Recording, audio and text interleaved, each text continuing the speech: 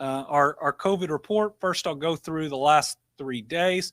Then we're going to talk about how last week, for the first time in a while, we had less cases than the week before. So on the 29th, we had 9,144 new cases, 31 new deaths, included a 42-year-old from Edmonson County. On the 30th of January, 5,821 new cases, 25 new deaths. And today, 4,950 cases, 14 new deaths, and that includes a 38-year-old woman from Fayette County.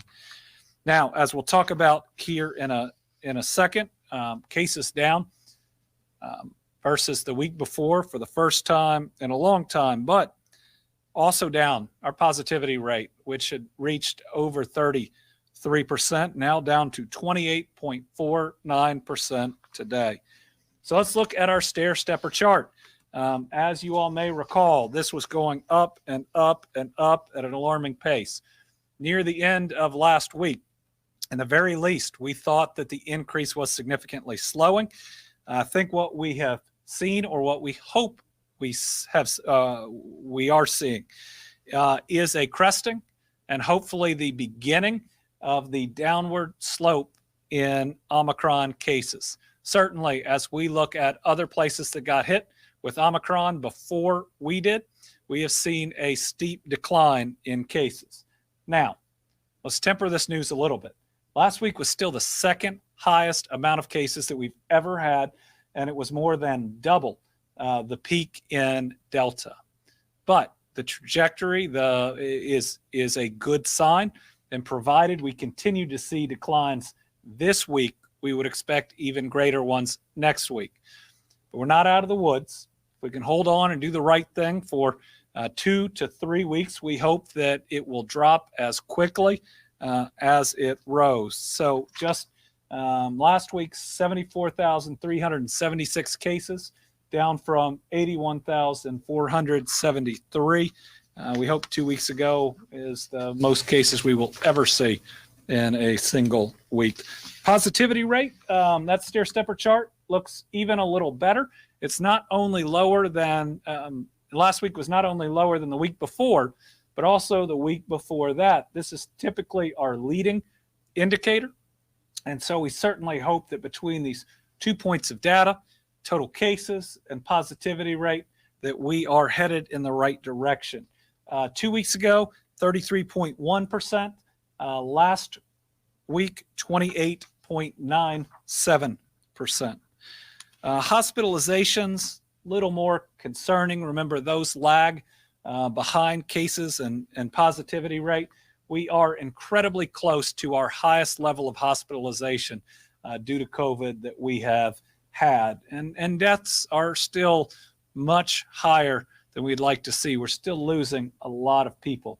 We hope that we'll start to see a downward trend in hospitalizations.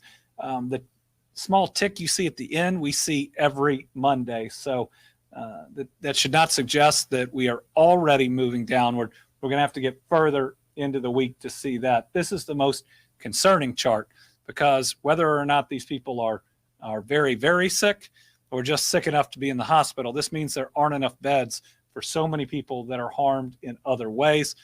This is something that we need to see a significant decline on. I will say, in other states that got hit faster than us, or cities, they have had a corresponding decline that lags the decline in cases and positivity, and we certainly hope to see that. I think all of us have that expectation. It's just the when and how much longer will our hospitals be pushed to the brink. ICU, not quite as bad. Again, I think what you see here is the difference in severity on how sick Delta made people versus how sick that Omicron makes people. But remember, if that many more people get COVID, even a smaller percentage of people getting severely sick can lead to the same amount or potentially even more deaths. And then there's the ventilator numbers. They went up, but Omicron hits your body in a different way than Delta, which would result in fewer people being on a ventilator. So listen, it's our second highest week in cases. It's our third highest week in positivity. It's one of the the worst times for hospitals, but it looks like we are starting a decline, and that would be wonderful. It's going to take a little time to bear that out, but you ought to believe that there is light at the end of this tunnel or this surge. Now, some places in the state got hit a little later than, say, our urban areas, which got hit first. So for some places out in the state, if you're looking at local cases, this might be the highest week. But all of us think we're at least close to turning the corner in the right ways. One of the reasons is that more people are getting vaccinated and are getting boosted. And that's even with the number of people that, first of all, have gotten vaccinated and boosted.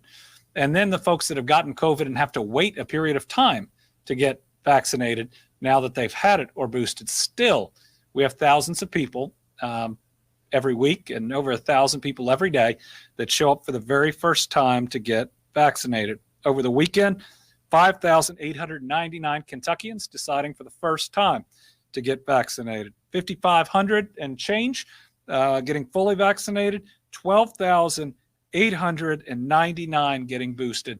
That's a really important statistic.